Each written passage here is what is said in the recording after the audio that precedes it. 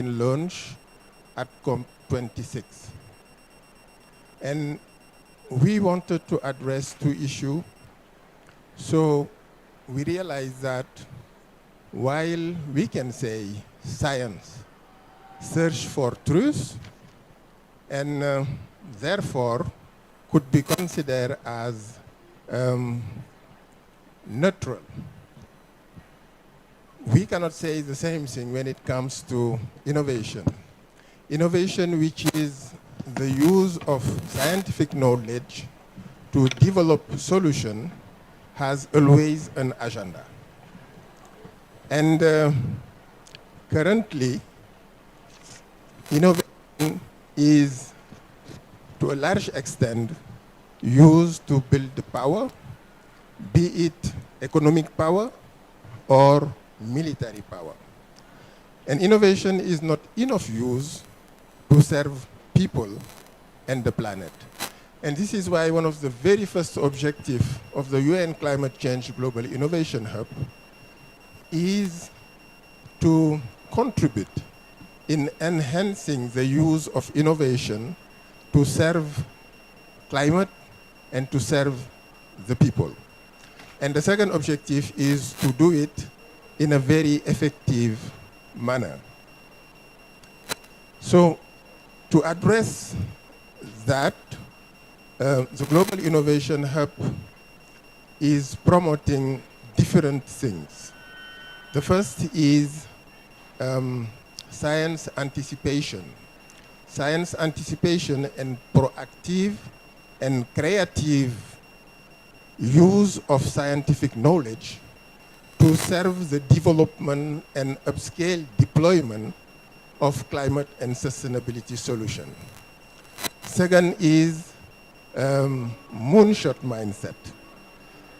We are promoting the development of goal and objective based on what is needed, the alignment with the climate and sustainability goal, and not based on what is perceived as possible.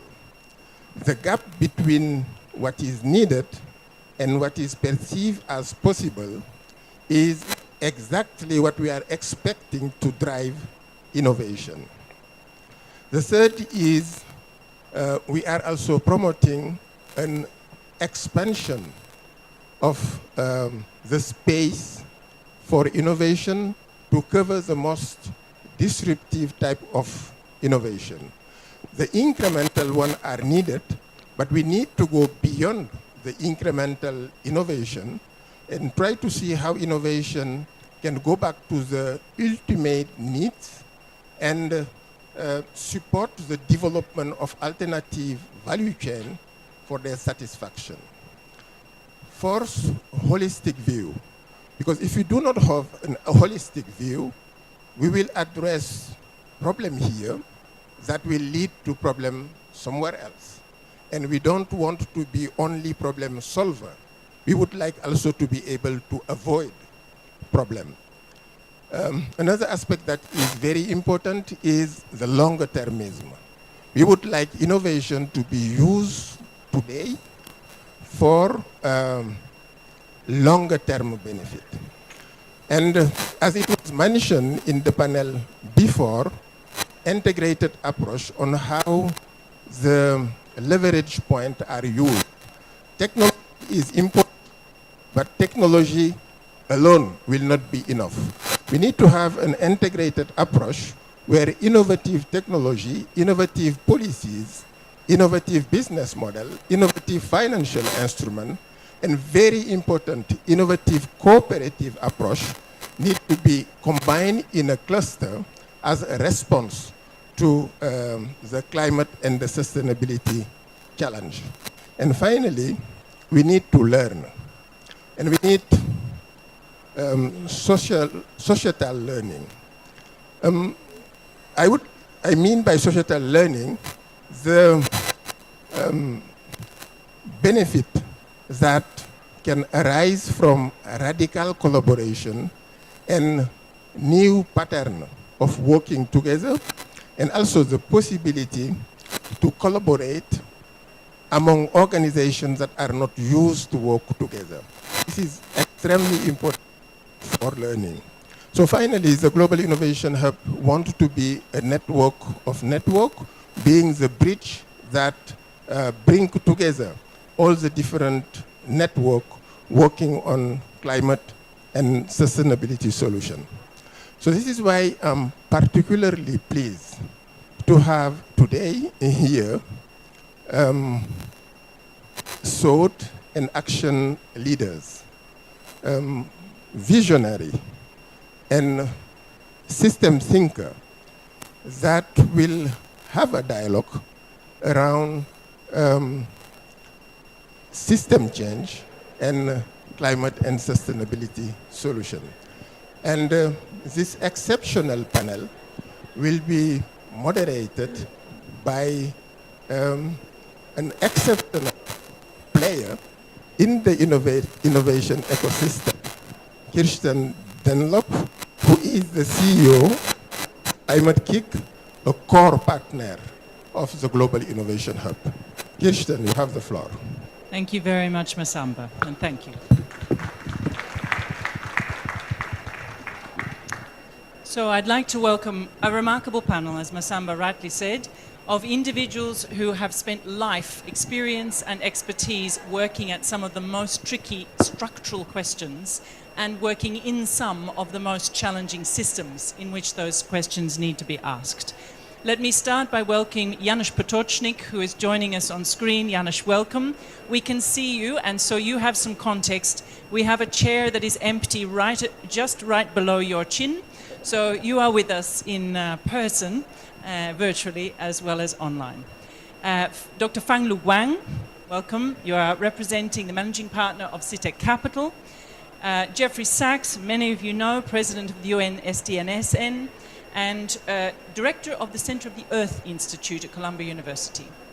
Andrew Steer, Dr. Andrew Steer, who's the president and CEO of the Bezos Earth Fund.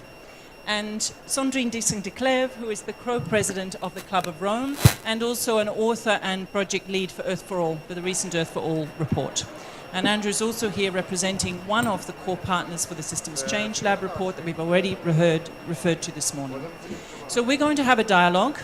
This is very much a dialogue about the darker, more difficult structural elements of what we're talking about here. We keep talking about collaboration, we keep talking about the need to change systems, we talk about the fact that the financial services system is dragging us back. You heard that on the previous panel.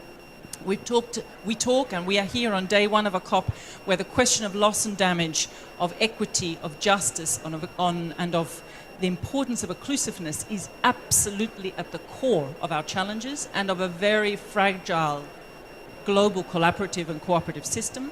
So we are here to discuss how are we going to address that implementation gap and really try to unpack some of the biggest challenges and trade-offs that we're trying to work with. So let me start with a question, and this is going to be a series of questions to the whole panel. We'll try to run it as a dialogue and a debate. We have a paradigm of innovation in the world all over. I'm speaking from the experience of somebody running an organization that is on the hook for innovation on a daily basis. A paradigm of innovation that is still very strongly biased towards technology optimism, and above all to the notion of innovation in service of the existing economy. And yet we know and we see that that is not taking us fast enough, far enough, or more structurally where we need to get to.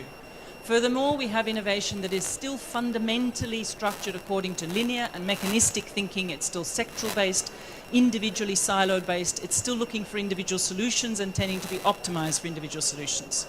So my question to the panel, what will it take, in your view, to get some of the deep paradigm shifts we need to come through in the next 7 years to happen in the approaches to innovation so that we actually get transformative outcomes from innovation? I'm going to start with Sandrine, and then Janez, if you can come after Sandrine. I get 2 mics. How lovely. Thank you. So thank you, Kirsten. As always, you go straight to the nut of the problem. And obviously, as president of the Club of Rome, you would probably expect me to answer that the problem is that we're not looking at things systemically. We haven't addressed, as Masamba said, the importance of a holistic approach. Let me start with first what's happened over the last 50 years and this focus on an extractive economy and the fact the short-term profit motive has really directed the way in which we run our economy. The economy is over-financialized.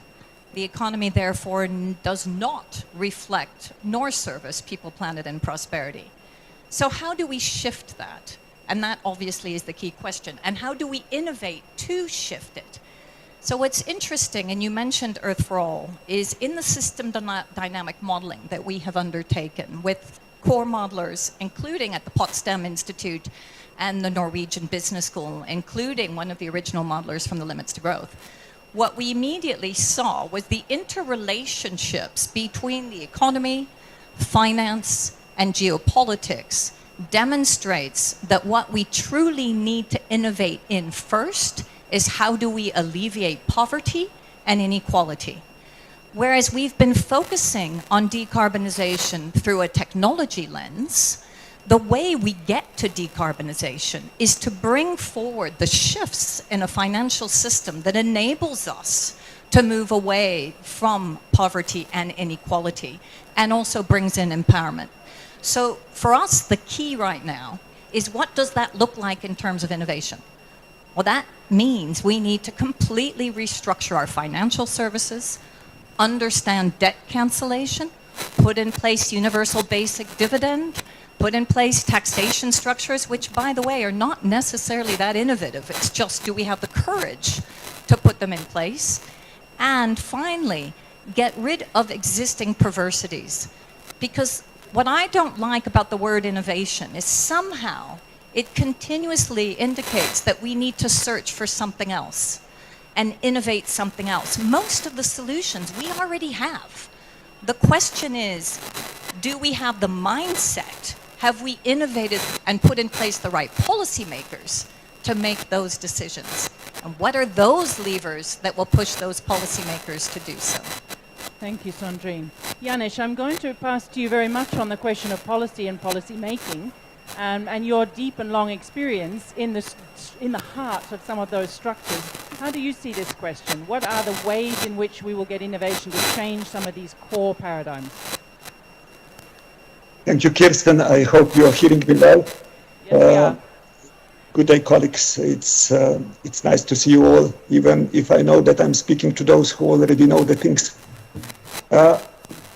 It's clear what Sandrine said, and it's clear what you also said in introduction. Technological innovation, as important as it is, will unfortunately not be enough, and incremental efficiency gains within the current system won't solve the systemic crisis. So I firmly believe that we would first need to fix the basics which are linked to our economics and our behavior. So in a way, we would need to move from humans in function of the economic success and development to an economy in function of delivering functionalities and meeting human needs. So economy which serves humans, and from an economy which is considering us humans as external and superior to nature, to an economy acknowledging that we are embedded with nature. In the incoming IRP Global Resource Outlook 2024, we will thus move away from classical production sectors to the provisioning systems logic, so to the human needs logic. And we will make system change scenarios modeling connected to the well-being indicators. As Sandrine already pointed out, we were working together on the system change compass with the Club of Rome and Systemic. And there we have actually been very clear that it is critical that we focus on those human needs which are resource intensive: nutrition, housing, mobility, daily function and needs. And also on those resource relevant systems which are enabling and supporting the provisioning system delivering those needs: nature-based solutions, energy, materials, innovation, in particularly digitalization. Why? Because they are the real drivers of the climate and environmental problems. Too many times our focus remains on impacts and state instead of on drivers, on pressures, on removing the causes which are leading to the negative impacts. And here, of course, natural resource use, it's pretty much in the center. Why? Because it's in the center of those drivers, and because the extraction processing excess benefits of those use are also linked to the deep inequalities in the world in which we are living. We are lucky enough that we are living in the part of the world where we consume a big share of benefits, while low-income countries are burdened with negative impacts in extraction and processing. So I would say that from the science and from the political experiences which I learned is that decoupling well-being from the use of natural resources and environmental impacts, even as much as it considered difficult and some even claim as impossible, is essential. If we don't do that, we will have major problems of how to live sustainably. Sorry. Thank you very much, Janez. I am going to ask a bridge then to Andrew Steer.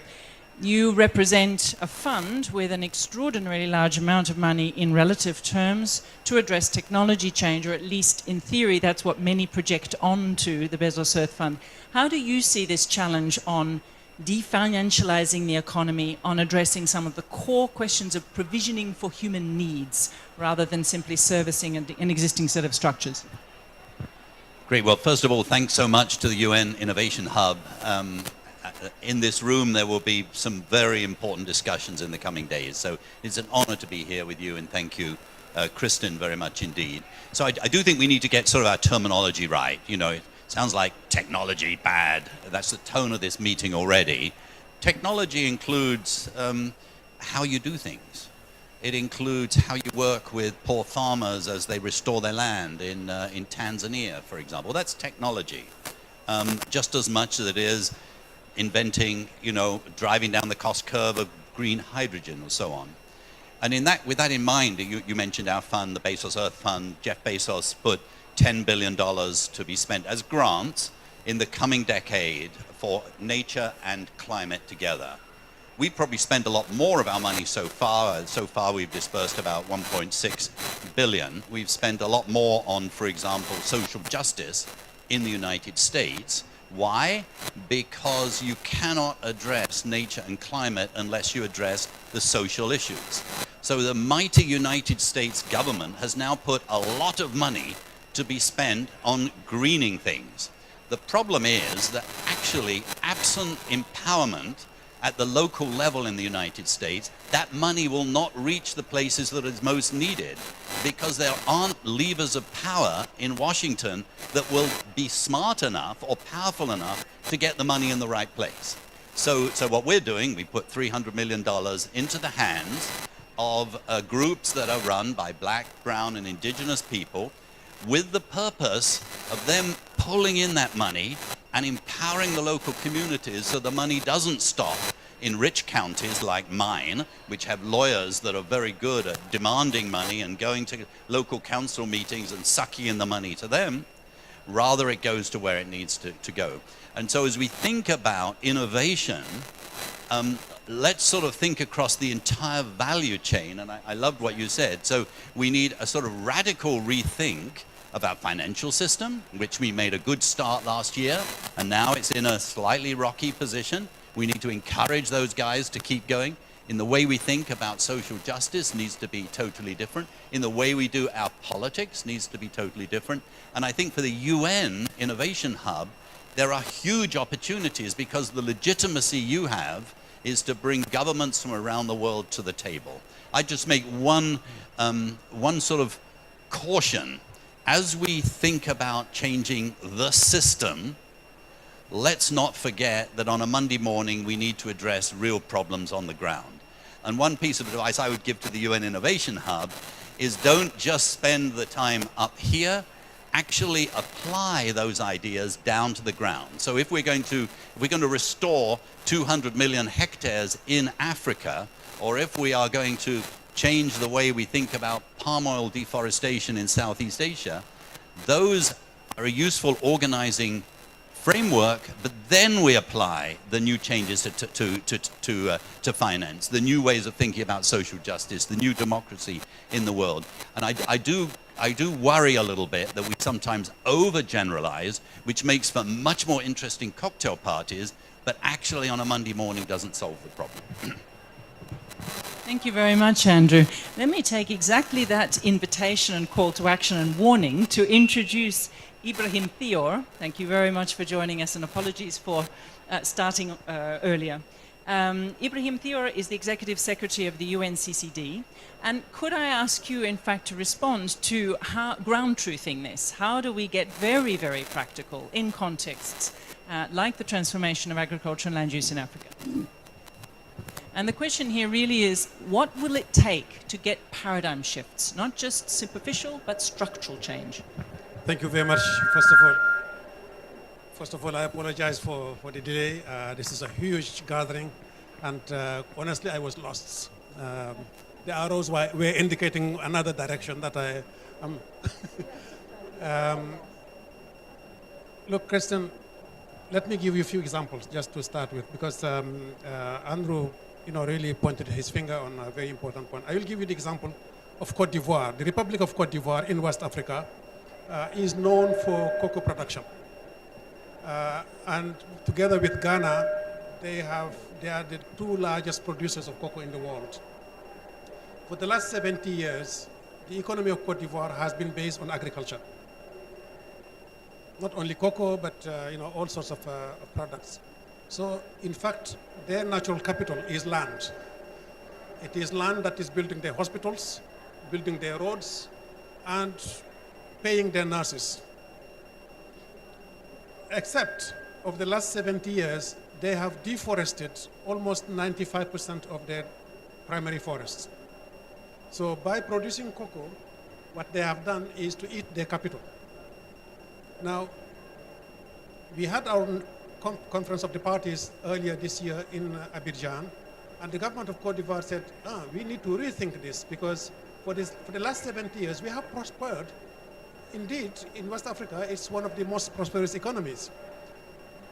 And we have brought people from Sahelian countries who have migrated to our country because the country is wetter and has more capacity to build the economy. But we cannot continue to go this path, because we know if we continue like this, maybe in the next 30 years or more, we will lose our capacity to produce cocoa. Therefore, our economy will be collapsing. So we need to rethink the way we produce. We need to rethink our relationship with land. We need to rethink our relationship with nature, because we have been exploiting, we have not been managing. We have been exploiting nature. And by doing that, we have contributed certainly to the climate change, because we have emitted so much carbon from our deforestation. So that rethink is what the innovation Andrew is talking about is about. It's not only about technology, it's about rethinking the way we produce, rethinking the way we create value chains, because it turns out that only 6% of that of the revenue generated by cocoa stays in Cote d'Ivoire. Everything else is exported. Is that tenable? So if you want to rethink your system and to protect your land, you need to increase your income.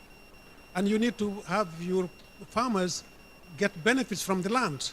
Rather than just expanding the agricultural land, you need to improve the productivity and to improve the income. So that rethinking is absolutely key for climate change. It's absolutely key for poverty alleviation and for land restoration. So that is one example. Let me give you another example. Still in Cote d'Ivoire, or close to Cote d'Ivoire. Is it normal that in today's world, 45% of Africans do not have access to energy? Is it normal that in the continent that has the largest deposit of solar energy and wind has no access to energy? It's just unthinkable. So when you say mitigation to climate change, it doesn't necessarily mean decarbonization.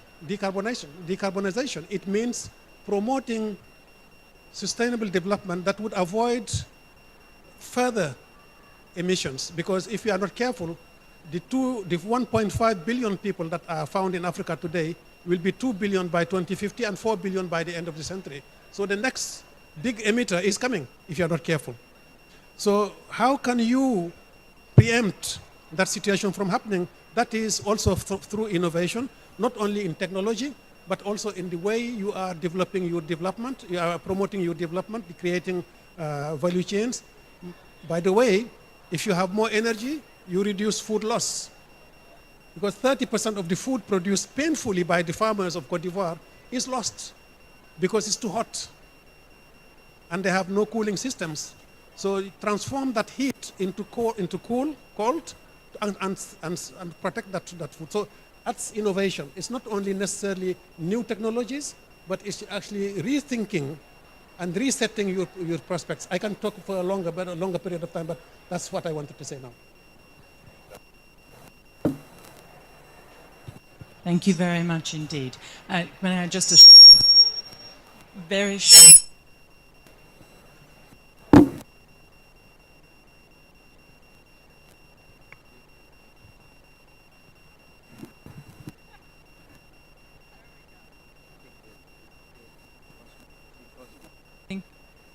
I think also the two, maybe the mobile phones. Yeah, if you could put your mobile phones away, or just put them to one side so that. Thank you very much. Jeff, no comments on your near-field communications, which clearly have some emitting. Thank you very much indeed. And I'm actually going to build straight across then to you, Jeff, specifically on this question of rethinking indeed some of the underlying economic models that have often driven modes of development and prosperity that then need a complete rethink. So what do you think the new economics of decarbonization and of regeneration look like, especially in a context where we have a warming world and a very different set of circumstances? And what do you think it would take for us to rethink trade practices to enable that? Because that's also very clearly coming out in your example, Ibrahim.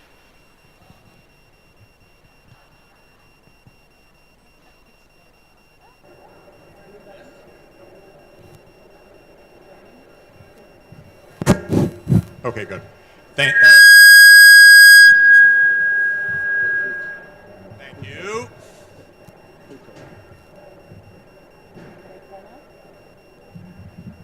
Great. Thank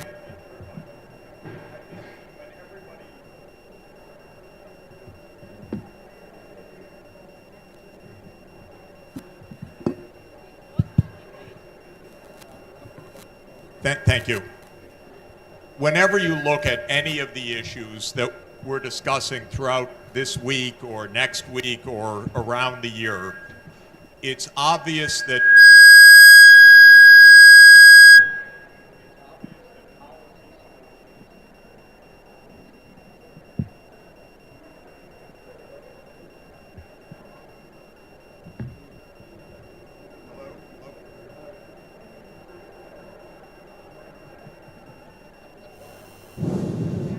Okay.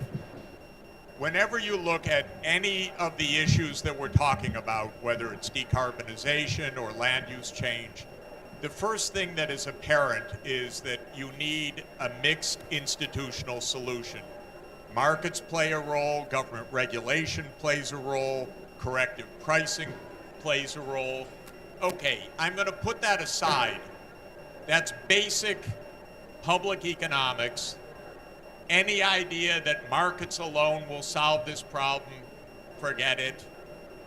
We're talking about politics and economics together. Our biggest institutional problem is politics and geopolitics. It is not the technical solutions or the design of policies. It is essentially the motivations of power. This is what is basic and very clear. In my country, in the United States, the way that government is organized is that each sector is allocated to a particular corporate lobby. So the energy sector is allocated to the oil, gas, and coal lobby by and large. Senator Manchin, the chairman of the Senate Energy and Natural Resources Committee, owns 2 coal companies. He blocks anything that would stop fossil fuels. Why is he there? Because the oil, gas, and coal industry spends billions of dollars on campaign contributions and lobbying. War is parceled out to the military-industrial complex. We don't have a national policy on war. We have a very limited, specialized policy on war. Healthcare is parceled out to the healthcare industry. They each spend a few $billions a year. They reap hundreds of billions of dollars of corporate rent as a result. That's how the US government is organized.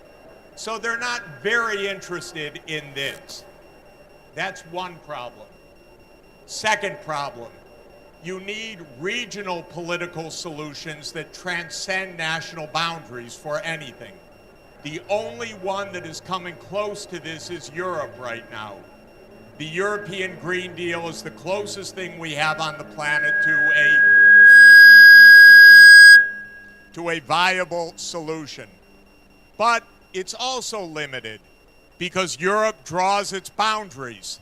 Does it take clean energy from North Africa, from the Eastern Mediterranean, from the Middle East? No. So it's not really the kind of solutions that are needed. Can Saudi Arabia or the Emirates put down a solar field and export to Germany? No. So what would be efficient solutions depends on politics.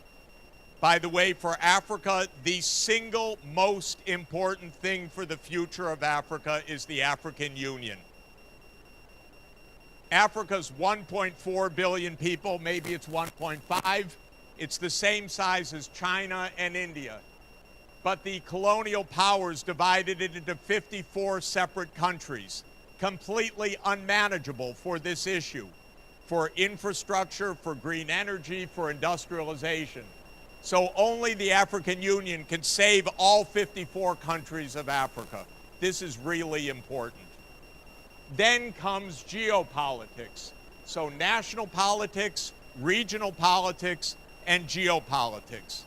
What is the problem of geopolitics? Mainly the United States of America. Why do I say so? Because it is the most powerful country in the world, and its geopolitics is organized around one idea: to remain the most powerful country in the world. The U.S. official policy is to stop China's technological advance, to keep China 2 generations behind in cutting-edge technology. I think it will fail. I hope it fails. I don't think technology is a national property. It is a global good. But it is the official policy. I just listened to the National Security Advisor give 2 lectures explaining how it is the goal of the United States to stop China's technological advancement. They think it's military, blah, blah, blah. No, it's about power. So if the United States is mostly interested about China, if we have war in Ukraine, which is a ridiculous war, tragic, about NATO enlargement and Russia's reaction to NATO enlargement, if the most important issue for Saudi Arabia is Iran, not the future, and so forth, we're not going to make it. If Pakistan and India can't trade together, we're not going to make it.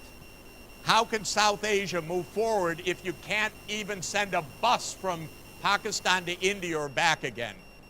So we're really, really trapped in our political mindset.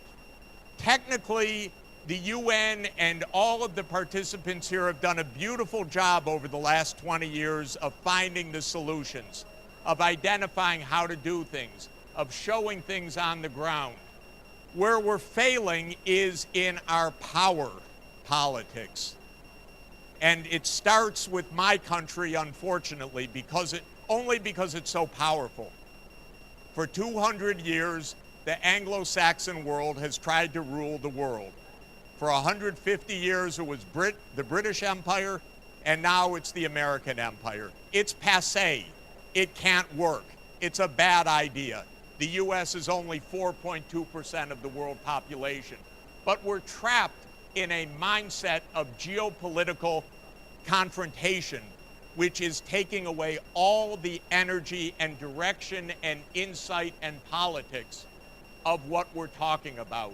And Mr. Manchin, no, you can't stop the energy transition because you own 2 coal companies. And the United States, no, you can't block China from having a proper life on this planet also by trying to restrict technology. These are the things we need to say, and then we'll get the rest done because we have the solutions to get them done. Thank you. Can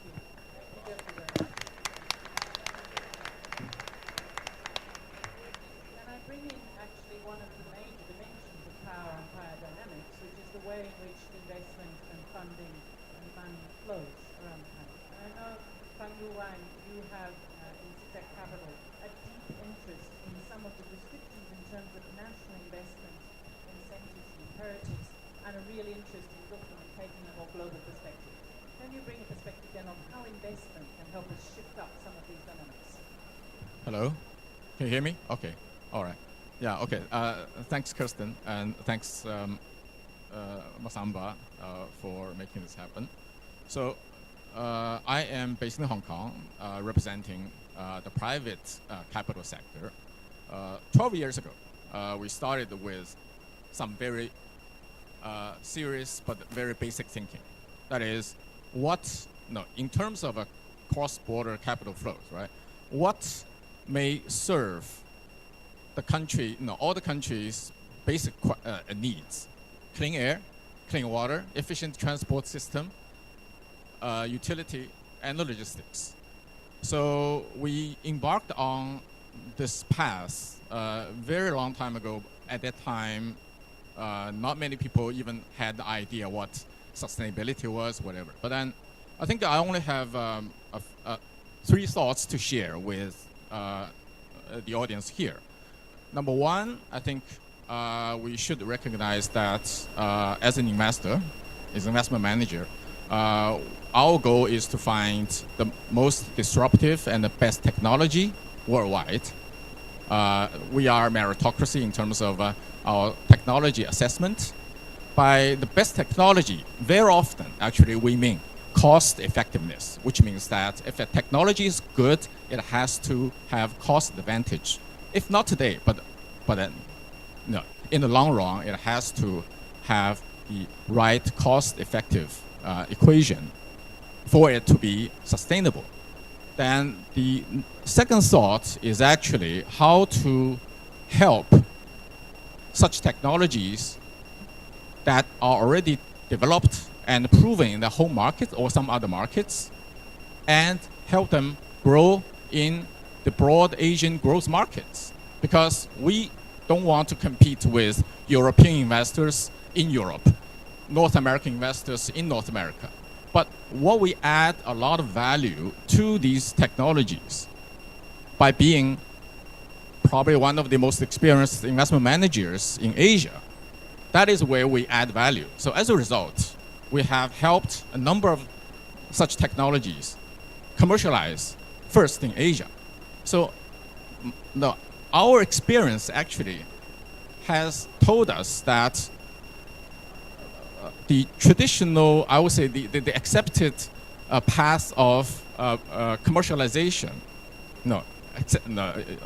I think people understand that if technology is developed, let's say in Europe, then it proves itself in Europe first, then North America, then Asia, then maybe other continents like Latin America or Africa. But then we have found some technology companies identifying the acute demand from the Asian markets because of the population density, because of the growth rate, then they actually decide to commercialize their technology first in Asia. Then they permeate to other markets. Now, one example was waste to energy technology, very unique. First, actually developed in New Zealand. So a number of scientists developed certain types of bacteria to capture the carbon content from the industrial waste gas, like the furnace of the steel companies or refineries, and turned into very high quality ethanol that could be blended with aviation fuel or textile materials that can be used by Lululemon, Zara, or Adidas, right? So then they first actually, they proved their technology in the whole market, but then their first commercial lines, two commercial lines, actually happened in China and India. Then they penetrate the other markets like Japan, the North America, and Europe. So we have more and more, we are seeing technology companies trying to commercialize their products in the markets that need them the most, and also have the quickest way of approval.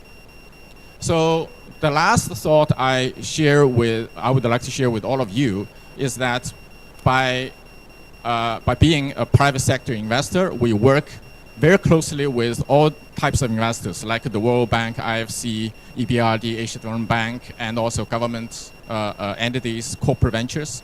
But as an investment manager, the most important sustainability factor for us is success brings success, which means that we have to make it work before approaching our investors again. So we have a dual goal, that is to do good things and make returns for our investors. Without either, our business model, my business model, will not be sustainable. So thank you. Thank you very much.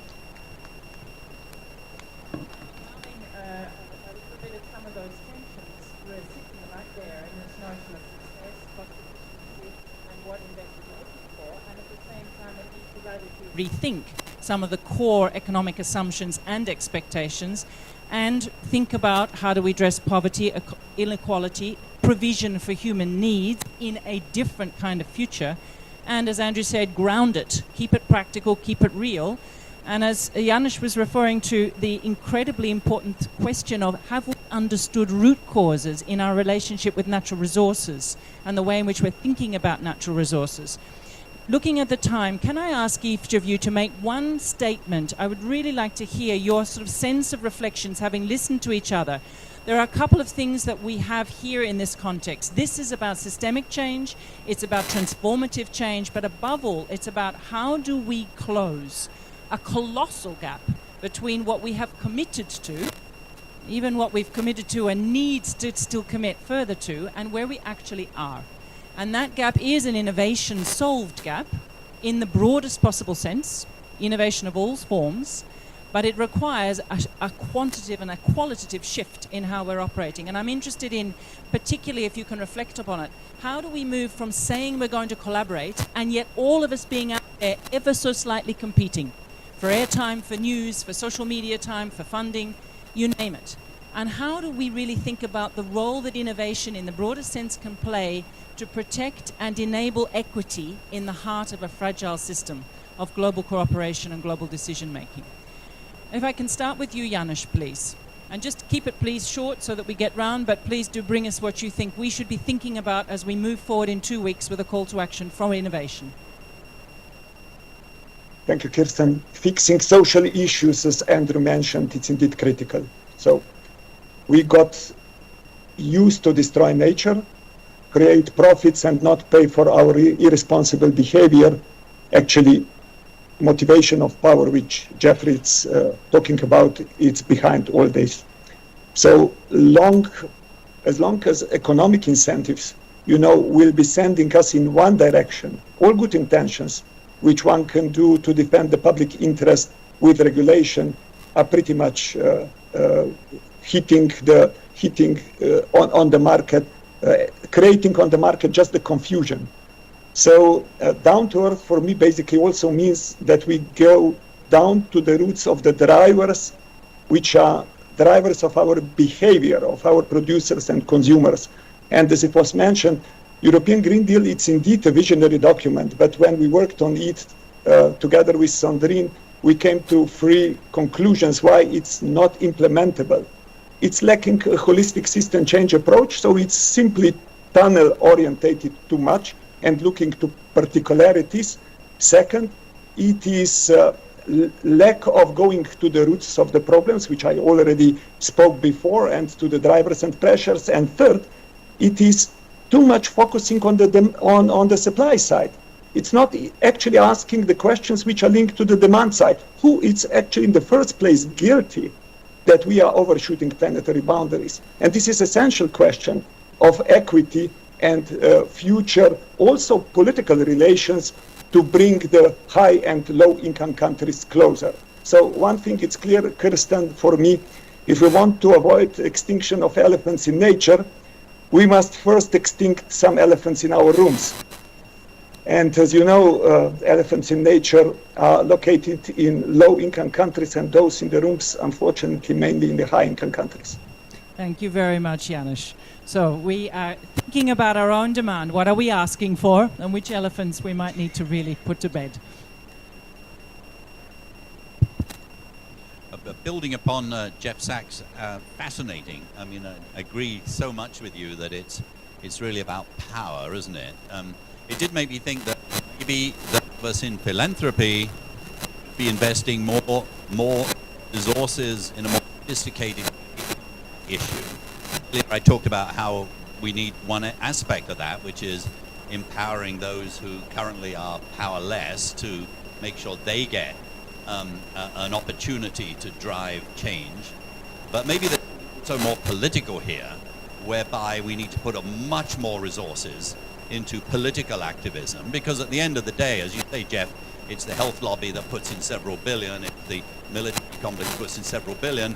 Well, the question is, can we find the several billion to make it more attractive to behave differently? And it seems lately we probably need to think about how to build interests for the kind of future we need, rather than interest future we want to leave, which we have now. And maybe something a little more sort of sophisticated along those lines. Jeff, I think you probably already sort of heavily engaged. I had one other thought based upon this idea of power, which is particularly your point of competition. Is there any way we can harness that negative competition to actually drive technological change and innovation? So, for example, if there is a competition, I mean, one of the reasons why the United States now is investing more public money in research is that it's worried it's falling behind. So, you know, the original space race did get us to the moon, you know, which was a pretty good thing, even though it was motivated in part by it was motivated in part by an issue of power, and it does seem to me that that if we're a little smarter, we might be able to tweak behavior in a positive way. One small example that we're heavily involved in. 2 years ago, 96% of all the electric buses in the world were made in China. It's still about 91%. but the United States government has now just put in I may get the numbers wrong, but about $20 billion, which is what it's going to take to actually shift school buses in America. There are 480,000 of them. We're working very actively in this. Has a massive benefit for children's health in poor counties, because actually if you're a poor child going to school on a diesel-powered bus maintained by a poor school district, you actually breathe very dangerous air. So we're now going to see actually a new industry in the United States making electric buses. That's just one small example. And I'm wondering your point on the Africa Union. I mean, that is a terrific, we should compete to help build the kind of big ideas like restoring 200 million hectares, like bringing clean electricity to the 60%, as Ibrahim was saying, who don't have it. So let's harness that, perhaps. Thank you, Andrew, very much. And extremely relevant in the context of Europe at the moment with energy crisis and the war in Ukraine. How do we take the impulse for short-term reactive thinking and competitive dynamics and turn it into the energy we need and the direction we need? Jeffrey. The first thing we need to do is stop the war before it ends us. The war could be stopped tomorrow if the United States would say NATO is not expanding anymore, stays with Russia, and Ukraine and Russia negotiate arrangements over the Donbass. Those have been the three issues on the table for the last 15 years. They're absolutely solvable. This war is a disaster for everything we're trying to accomplish. It is a provoked war, not an unprovoked war. It started with the tensions of NATO enlargement, and it needs to end with NATO finally saying, no, we don't expand to Russia's border with Georgia and with Ukraine. That's not pro-Putin, that's not anti-Putin, that's pro-Ukraine, so it doesn't get blown up, and it's pro-us so that we don't end up in nuclear annihilation. And the United States needs to hear this, because what's not true is what you're hearing every day, the false narrative about this war. So we can't make progress in the middle of crises like this. They are dangerous, completely distracting. They take away all our energy and attention and threaten our lives and our children's lives and our grandchildren's lives. It's disgusting. The second thing about power and politics, unlike violent revolutions, there's a better way, and that is to demystify our system. It's system. It's on, you can observe it, $16 billion of campaign contributions coming from billionaires. It's a political system like this. You end up with a healthcare system twice as expensive as the country in the world, a military-industrial complex that has 80 the world, a 15 tons of carbon per person because it's an oil and gas lobby system, a financialized economy because Wall Street has run the Treasury for the last 50 years. This is how our system works. It's not a mystery. It just needs to be demystified in public. We don't need a revolution. We need some simple truth. Unfortunately, the mainstream media, corporate media, they don't provide the truth anymore. They just repeat what unnamed senior U.S. officials say. Take a look at any of the main newspapers. There's never a name anymore. It's unnamed senior officials. Well, how can you have the truth on that? It's a game. So this is just to finish another point. Sorry, I'll Jeffrey, just sorry. finish one main I'm gonna point. have to stop you, so 30 We seconds. made a multilateral system for this purpose. It's grossly underfunded. If we wanted to do one very, very practical, simple thing, not simple politically, but simple institutionally, the multilateral development banks run at the level of about $100 billion a year. They should be running at about $1 trillion a year. It's a $100 trillion world economy. So we should expand the multilateral development system. Why don't we do it? Because that would mean more votes for China in the system. So the U.S. rather says, no, we keep a limit on the whole size of the system rather than shift the power inside the system. Again, it's politics, but it's politics blocking development for the world. And what Andrew said is exactly right. The real vested interest in the world is the people of the world. Thank you very much. Not narrow vested interests. It's the people of the world. Thank you. Thank you, Jeffrey. Can I ask you, Fanglu, for some comments? I know it's a hard act to follow when you are referring to the people of the world, and I would really love you to build on that. Thank you, Jeffrey. I only have, I think, 2 short sentences to share at the end of this wonderful session. First, as an investment manager from the private sector, I want to say, let results speak, number 1.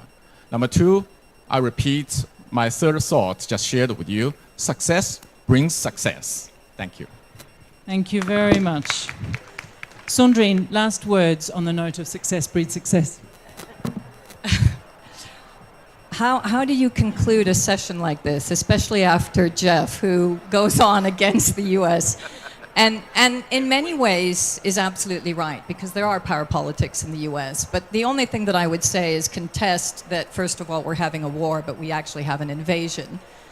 And I think we need to take the conflict alongside COVID and climate change together to understand the compound effects. There has been absolutely no discussion here about what we've learned from the recent crises that we've been through and that we are still in. We have to innovate and transform in crisis. We are no longer talking about innovation through 50 years, which is what the Limits to Growth was asking. Could we please innovate and shift from the existing extractive economy and power politics in 1972? Now we are, 50 years later, in the midst of the greatest social and environmental tipping points we've ever had before us, and we're still talking the same stuff. So my call to all of us is, yes, the power politics need to change, and we need to innovate our political systems. Yes, we need technology to bring up people so that they are empowered and that they actually are out of poverty. To do all of that, we need the capital. But we also need to remember that we need to have human capital working with natural capital, working with financial capital to service people, planet, and prosperity rather than profit and power. And that is the dynamic that we have now. How do we do that? The 3 C's have shown us that we can transform. What did we see through COVID? The largest transformation we've ever seen amongst all our communities, not for good reasons, because we all had to wear masks, we all had to have access to healthcare, we all had to make sure that we could survive and thrive at the same time. People stepped up to the plate. We had medical aid that actually transformed in front of our eyes. We saw the blind spots, we saw the elephants in the room, but we also saw some incredible opportunities. We now have 73% of G20 countries that are saying we want to go back to what is most essential. We want to go back to making sure that we can have access to healthcare, access to food, access to energy. How do we make that happen in today's society?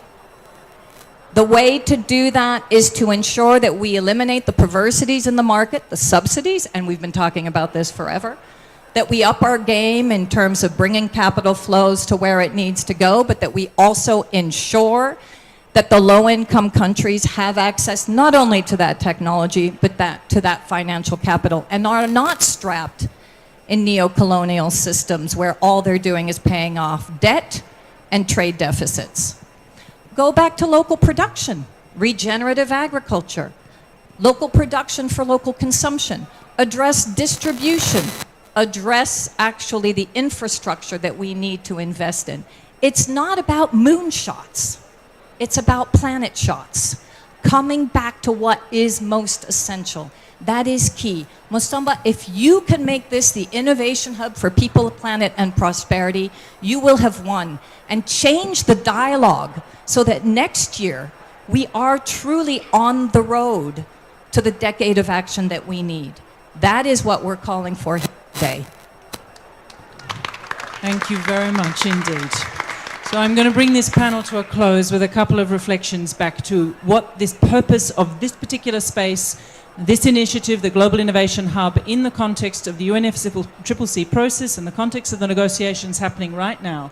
We have called for radical rethink. We've called for the importance of accepting we will have to innovate in crisis. We are not going to be dealing with a world that is not in crisis.